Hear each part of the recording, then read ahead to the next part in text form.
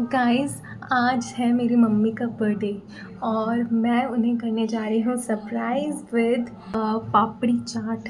मैंने उनके लिए बनाया है, पापड़ी मतलब बनाने की कोशिश करी और उन्हें वो बहुत ज़्यादा पसंद है, बट उन्हें कोई आइडिया नहीं है कि मैंने उनके लिए पापड़ी बनाया है और घर पे नॉर्मल उस पर चटनी वगैरह और कुछ मसाले डाल के और फिर रेडी कर दिया है, क्योंकि पापड़ी में और होता ही क्या है पापड़ी चाट में।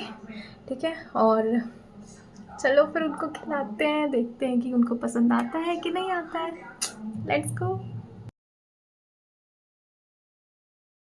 Happy birthday to you, happy birthday to you. बाहर से आया क्या? मैंने बनाया है, खा के देखो।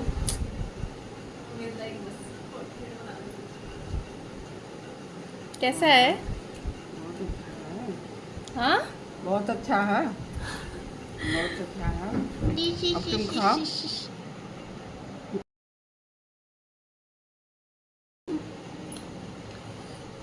लो।